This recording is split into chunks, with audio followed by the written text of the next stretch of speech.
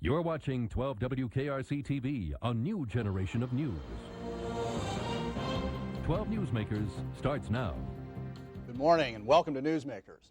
At the moment, racial profiling is front and center in Cincinnati, but not only in Cincinnati. If you do even a simple search of the internet, you will quickly find that since just the beginning of this year, state legislatures as well as city councils in Colorado, New Jersey, Texas, Minnesota, Kentucky, North Carolina, Utah, and Wisconsin are all grappling with exactly the same issues we are. This morning, we're going to talk a lot about data collecting and statistics, but I want to begin with one person's story. I know it's anecdotal, but I think one of the real problems trying to get a handle on this issue is that because of the segregated character of our society, many whites do not have black acquaintances who share their experiences. I see a police car behind us, the light. I'm going, what did I do? Did I make an illegal left turn off Galbraith? Then it dawned on me that a man is pointing a gun at my wife and I. This was 2 years ago. The other 5 people were standing in the driveway witnessing this. And after being treated like dogs, yelled at, told I was driving a stolen vehicle, having a gun pointed at us, told to throw the keys out and all this other horrific stuff. I was told I was driving a stolen car. It was my Honda, the one my son normally drives. I wonder if it was my 19-year-old son, would he have been shot because he made a sudden move? I wonder what would have happened to my wife and I if out of fear she had made a sudden move. Oh, incidentally, the stolen Honda, it was a motorcycle, not a car. After months of this issue bubbling, City Council is finally dealing with it. As the show goes on, I will cut in a variety of voices from the hearing last Monday at City Hall. But to hold the entire discussion together this morning, I have invited 2 guests. John Cranley is a Democratic member of Council and is the chairperson of Council's Law and Public Safety Committee, which is responsible for formulating a formal response to this issue. Ken Lawson is a local attorney who has led much of the effort to identify people with concrete stories of what they experience as racial profiling in preparation for filing a lawsuit against the city. John, Ken, welcome back to Newsmakers for both of you. It's good to be here.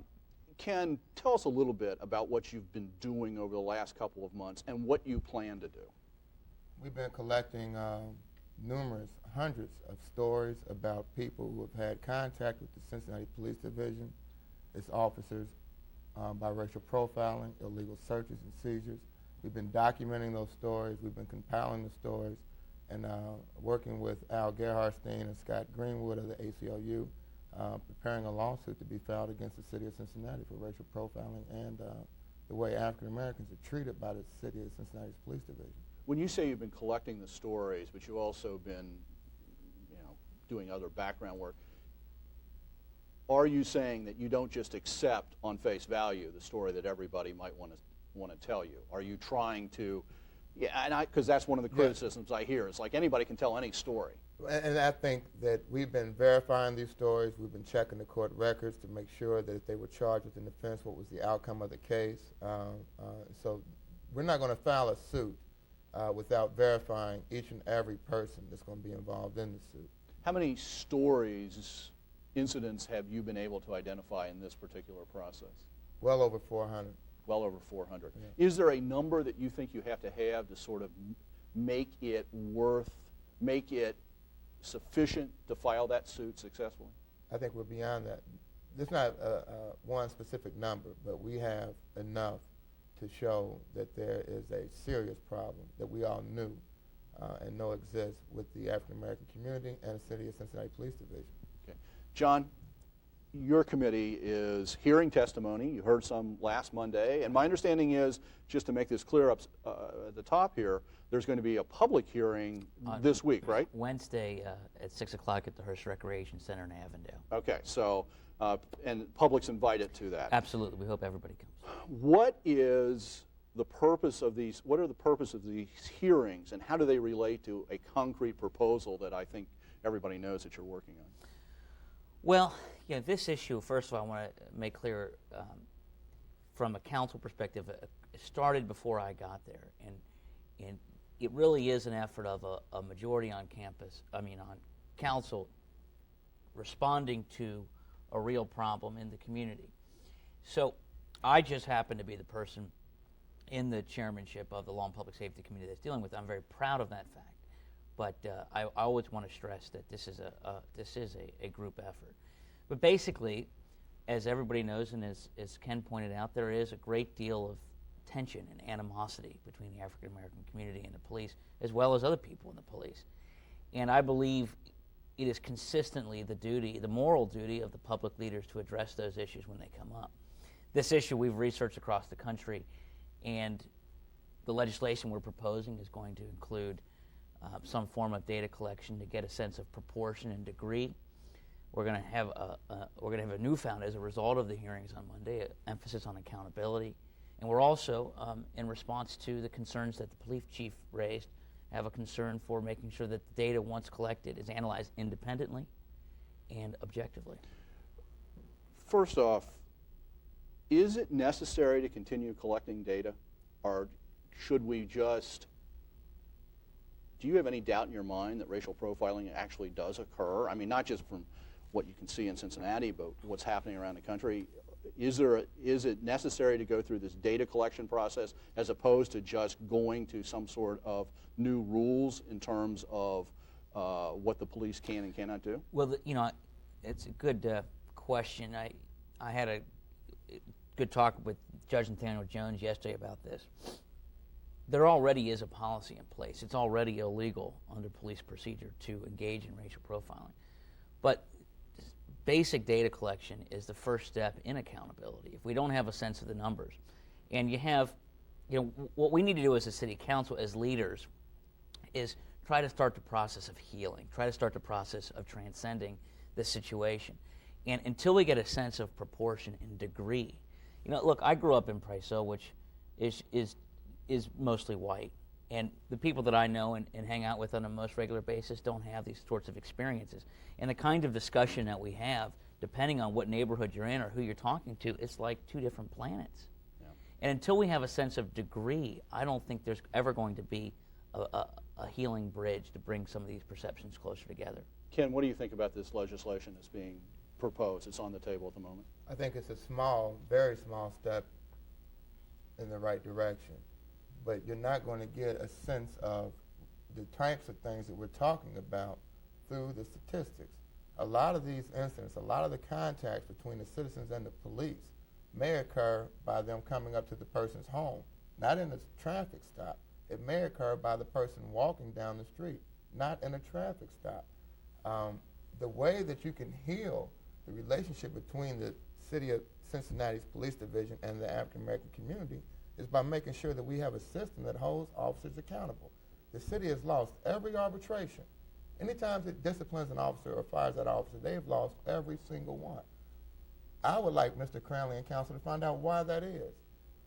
Does it make the police administrators gun shy on firing someone if they know that they're going to be reinstated again? What about that? The last time I had Chief Stryker on here, I don't know, 6 weeks ago or so, it was the morning after they had just lost an arbitration ruling and they had to take back somebody that he openly says was a bad cop. He was really, he was mad that this had happened. So, we do the statistic collection, we put in policy, but if the police can't effectively discipline, what's going to change? Well, a number of things. First of all, I completely agree with you on the arbitration problems, and this is an issue that was brought to the fore by my colleague Councilman DeWine in really,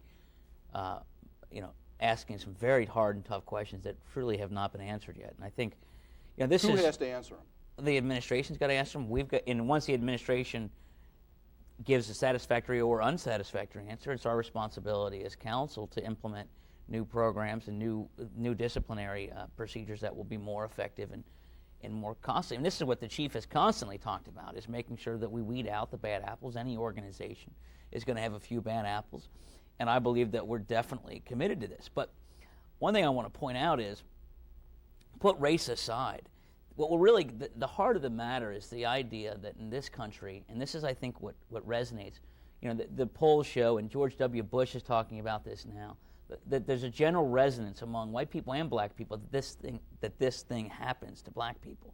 And what are we fundamentally talking about? The idea that in this country, if you're not doing anything wrong, you should be left alone. You should be able to drive to work. You should be able to go down the street without being harassed.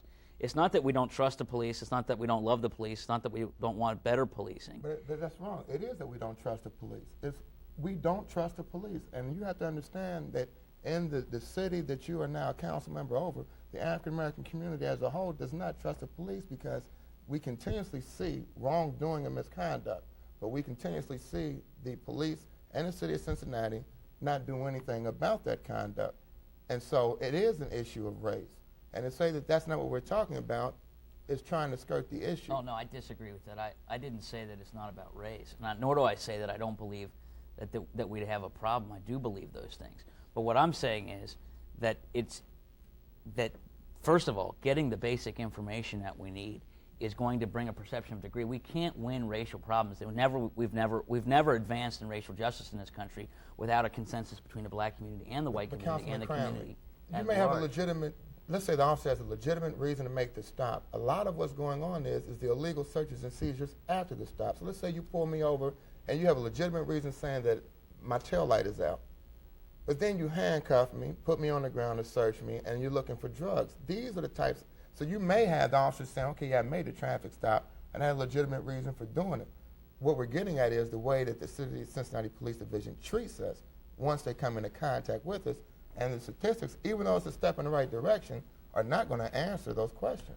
Right. Well, first of all, I agree with you, and I think this is the question that was raised, which is accountability has got to be the long-term solution. This is a small step in the right direction. Can we say that the data collection, the primary purpose is to convince the white community that really doesn't understand this problem, that there is a problem, that they need, because if you listen to talk radio, you would think there's no problem. It depends on which station you listen to, but you would, so that what we need here is some concrete evidence we can hold up in front of people's faces and say, is that what you're saying, why we have to go through this?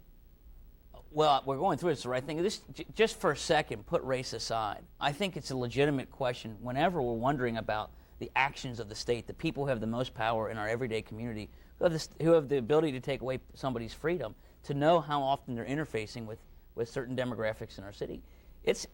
Putting race aside for a second, the idea that asking for information about regular stops of people, to me, is not very controversial and is happening as a result of these lawsuits across the country in most of the cities. Okay, we got to stop for a moment. We're going to come back and we're going to pick up on the point that you were just making before. Hang on.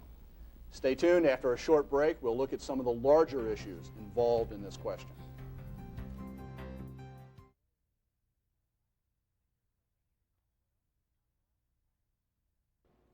Welcome back.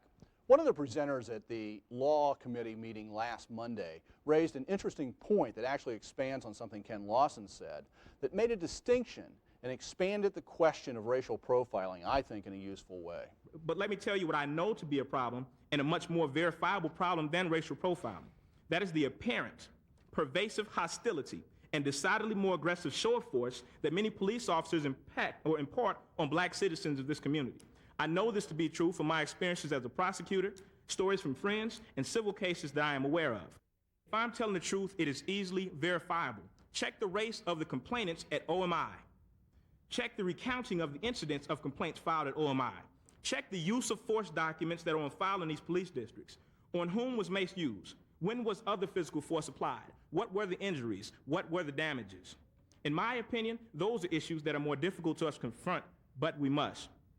The issue of the deaths of black men in the custody of police, in my opinion, is less about racial profiling and more about the substantially different way that the police interact with black citizens. Many police, not all police, interact with the black citizens of this community marked with greater hostility, a greater show of force, a greater likelihood of the actual use of force and weapons. Ken, sounds to me like there's already a lot of statistics out there that can be checked. He mentioned OMI, he mentioned police records at the districts, et cetera, et cetera. Is that true, and have you been checking those? Yeah, Mr. Rucker and I had previous conversations a couple of months ago, and I mentioned to him how we could verify what's going on. The problem is, again, I think Mr. Cranley, being new to council, should be made aware of this, that OMI, which is supposed to be one of the mechanisms to keep the police division in check, so to speak, is essentially useless at this point. They're understaffed. By the time they get a complaint finished, it's almost a year later. If they do get it done on time and it goes to the City of Cincinnati Police Division, if it's in conflict with the internal report, essentially it gets, put to the side. In the arbitrations, no OMI investigator has ever been called as a witness in any arbitration. Internal affairs investigators come and testify against a police officer, but no one from OMI. And these are the things that I would like council to look at if you're really going to talk about making changes. John, you aware of that sort of problem with OMI? Yeah, it gets back to the issue that we were talking about before the break about accountability, about the arbitration problem, about the lack of success rate that the... You said that you've been looking at what other places have been doing with this.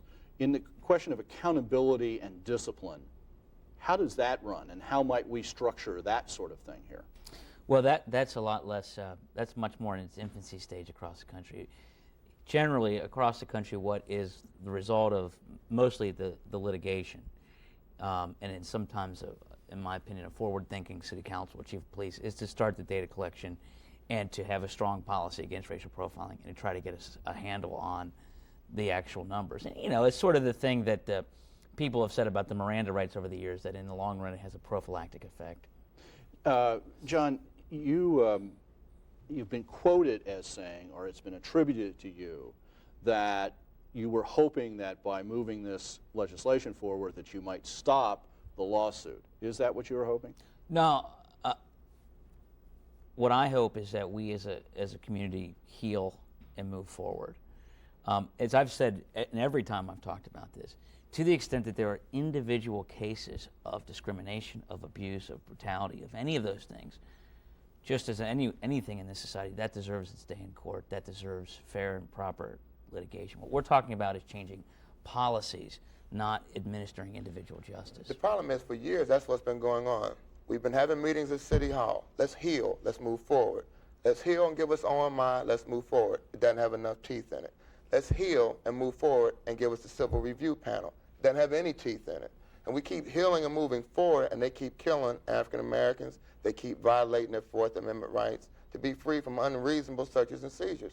And so I know that Mr. Cranley has good intent, but we're tired of the healing and moving forward and nothing being done, and we're still being abused by the police division as opposed to serve and protect us. My experience so far doesn't suggest that starting the process of data collection is well loved by everybody, especially the certain members of the police force. So right. I do believe that we are making substantive in fact, I'd like to progress. Hear a little bit of what Chief Stryker had to say on Monday at the council meeting. If we could hear his quote, please. I'm not afraid of filling out the form, and the cops out there aren't afraid of filling out the form because they do their job in a good way. The cop that's out there that's doing something illegal and hiding behind the system that's already in place, when you add to that system, he's not going to step forward and say, look at me, come get me. If he's out there and he's doing something illegal, it's going to take much more than collecting data to capture him. What's it going to take, Ken? I agree. I think it's going to take changes in the system that makes officers accountable when they violate people's Fourth Amendment rights. And what would you like to see city policymakers, the city police department do? What kind of policies do you want in place and enforced? I think, again, that OMI should be better staffed. I think that when the city manager signs off on a final OMI investigation, that there should be something else done with it other than it just goes over to the police division, that they should follow on those recommendations. I think that the city needs to determine why they're going to continue to send city solicitors into these arbitrations.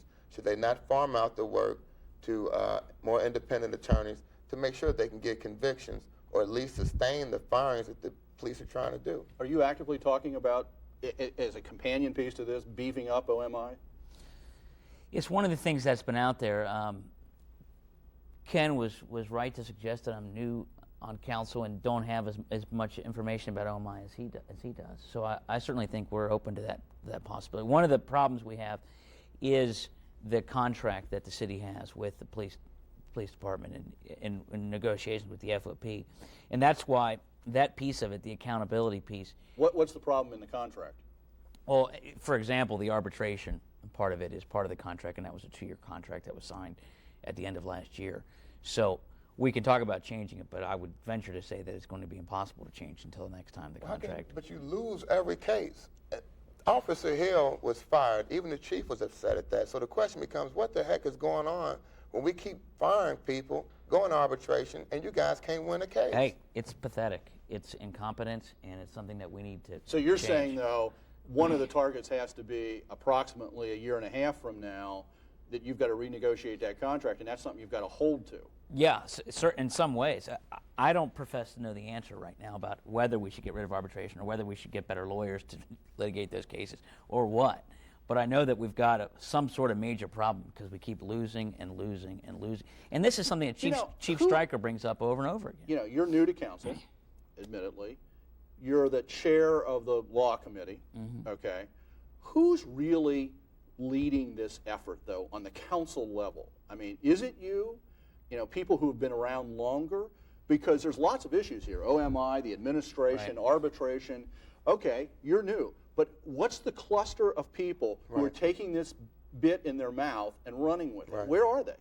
Who are they? I think it's the council on the whole. I mean, I think there is a bipartisan. That can be, you know, everybody and nobody, though. Well, there's a bipartisan majority. I mean, it's certainly the 5 Democrats. I mean, are they standing with you? I guess is the question. Oh, absolutely. No, not only are they standing with me, they sort of push you along. They sort of said, "Hey, look, you know, I wasn't, I wasn't so knowing the controversy and high emotion of this issue. I wasn't exactly thrilled when I realized it was coming my way."